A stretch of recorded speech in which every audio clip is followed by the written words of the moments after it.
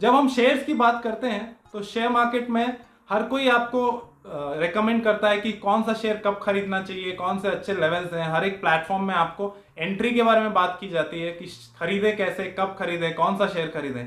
लेकिन ज़्यादातर हम बेचने के बारे में कोई बात नहीं करता कि हम बेचें कब।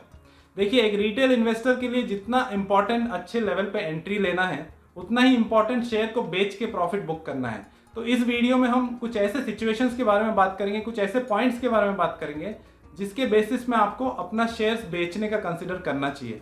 तो बिना लेट किए चलिए शुरू करते हैं।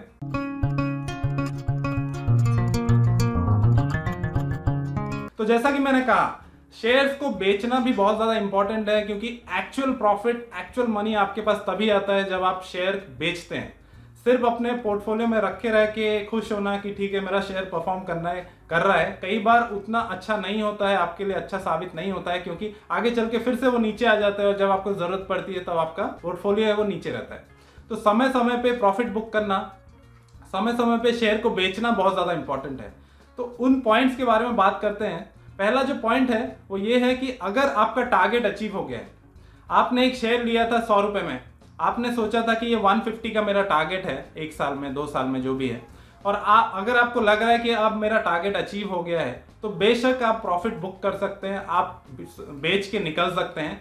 प्रॉफिट बुक करना बहुत ज़्यादा ज़रूरी है, क्योंकि बहुत बार क्या होता है, 100 का शेयर हम लेते हैं, 150 हो जाता है, हम और ग्रीड में आते हैं और नहीं और ज़्यादा बढ़ेगा वो सोचते रहते हैं, और वो 150 जाके फिर से 110, 120 में आ जाता है, तो हम वो अपॉर्चुनिटी खो देते हैं प्रॉफिट बुक करने का। तो समय समय पे प्रॉफिट बुक करिए। जब आपको लग रहा है कि टारगेट अचीव हो गया है तो बिल्कुल आप प्रॉफिट बुक करिए, शेयर को सेल करिए और आप फिर से दूसरे ऑप्शन में स्विच करिए या उस पैसे को री इन्वेस्ट करिए ऐसे कुछ शेयर में जिसमें लग रहा है कि उसमें और बड़ा टारगेट बन सकता है।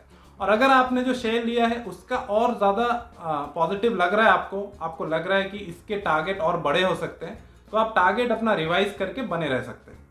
जो सेकेंड पॉइंट है वो ये है कि अगर आपको दिख रहा है कि जो कंपनी का शेयर आपने लिया है उसमें कुछ इंटरनल इश्यूज सामने आ रहे हैं, जैसे येस बैंक के केस में हुआ था, जैसे पीसी ज्वेलर्स के केस में हुआ था, तो अगर आपको लग रहा है कि उस कंपनी से रिलेटेड कुछ इश्यूज आपके सामने आ रहे हैं, जैसे कंपनी का कोई फ्रॉड सामने आ रहा है, कोई ऑडिट इश्यू सामने आ रहा है, प्रोमोटर्स लगातार अपने शेयर होल्डिंग कम कर रहे हैं, उन केसेस में आप क्या करिए, आप उस शेयर से निकल जाइए। थोड़ा बहुत नुकसान भी है तो भी निकल जाइए और आप बेटर किसी ऑप्शन में स्विच कर लीजिए, ना कि उसमें बने रह के और अपना नुकसान बढ़ाएं।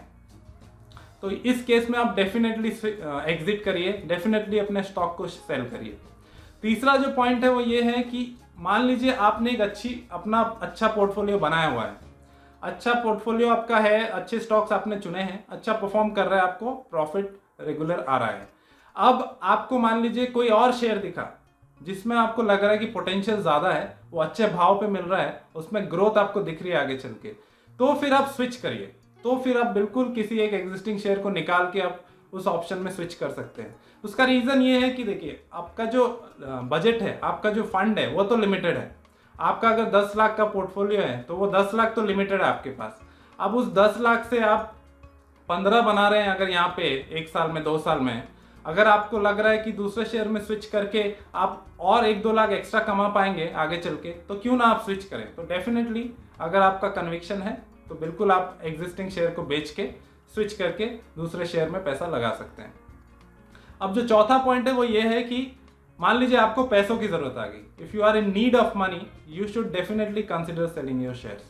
अगर आपका इन्वेस्टमेंट आपके सही समय पे काम नहीं आया तो फिर उसका क्या फ़ायदा। अगर आपका मान लीजिए ऐसा कोई सिचुएशन आया जब आपका इमरजेंसी फंड के होते हुए, मेडिकल इंश्योरेंस के होते हुए भी आपको बड़े रकम की ज़रूरत पड़ गई, तो डेफिनेटली आप अपना शेयर एग्जिट करके आप अपना जो भी रिक्वायरमेंट है उसको फुलफिल कर सकते हैं। पांचवा जो पॉइंट है वो ये है कि बहुत बार क्या होता है, हम एक कोई शेयर लेते हैं और हमारा छोटा टारगेट होता है, 1 साल 1.5 साल का टारगेट होता है, और हम सोचते हैं कि हम थोड़ा पैसा इसमें लगा के रखते हैं, 1-1.5 साल बाद इसको बेच के हम किसी वेकेशन पे जाएंगे या कोई कार लेंगे या कोई एक एस्पिरेशन, कुछ अपना पर्सनल डिज़ायर फुलफिल करेंगे। और बाद में क्या होता है कि हम प्रॉफिट देख के ग्रीड में आ जाते हैं और फिर हम उसको एंजॉय नहीं करते, उसको एग्जिट करके उसका प्रॉफिट बुक करके एंजॉय नहीं करते उस पैसे को। तो डेफिनेटली अगर आपने इस पर्पस के साथ इन्वेस्ट किया हुआ था कि उस पैसे को आप बाद में प्रॉफिट बुक करके आप किसी डिज़ायर को फुलफिल करेंगे, किसी अपने एस्पिरेशन को फुलफिल करेंगे, तो आप बिल्कुल लाइफ एंजॉय करिए, क्योंकि हर चीज को आप एकदम फ्यूचर के लिए, रिटायरमेंट के लिए प्लान करके नहीं चल सकते। आपका अभी एज है तो आपको अभी के एज के हिसाब से थोड़ा बहुत एंजॉय करना भी जरूरी है, वरना आप फ्रस्ट्रेट हो जाएंगे। और एक और पॉइंट वो ये है, आखिरी पॉइंट, कि बहुत बार क्या होता है कि कोई बड़ा मैक्रो इकोनॉमिक फैक्टर ऐसा हमारे सामने होता है जिसके हमको समझ में आता है कि शेयर मार्केट में फॉल आ सकता है। जैसे कोविड के केस में हुआ। जैसे मान लीजिए कि आपको लग रहा है कि शेयर मार्केट में एक बबल सा हो गया है, आपको लग रहा है कि अब इतना ज़्यादा ओवरबॉट है, ओवर वैल्यूड है कि ये सही समय नहीं है बने रहने का या री इन्वेस्ट करने का, तो आपको बिल्कुल प्रॉफिट बुक करके आप वहाँ अपने पैसे निकाल सकते हैं और अपने पोर्टफोलियो को हल्का कर सकते हैं। और जैसे ही वो नीचे आए फिर से शेयर, तो फिर से आप री एंट्री ले सकते हैं, क्योंकि आपने शेयर तो अच्छे ही चुने थे। तो आई होप आपको ये वीडियो अच्छा लगा होगा और इससे आपको एक प्रोस्पेक्टिव मिला होगा कि आपको बेचने के बारे में भी सोचना चाहिए, सिर्फ खरीदने से नहीं होता। अगर हम सही समय पे नहीं बेचेंगे तो वैसा शेयर होल्डिंग करने का कोई फायदा नहीं है। तो थैंक यू फॉर वॉचिंग। अगर आपको ये वीडियो अच्छा लगा तो वीडियो को लाइक जरूर करिए, अपने दोस्तों के साथ शेयर करिए, चैनल को सब्सक्राइब करिए। सब्सक्राइब करते समय बेल आइकन दबाना मत भूलिए। Thank you, see you in the next one.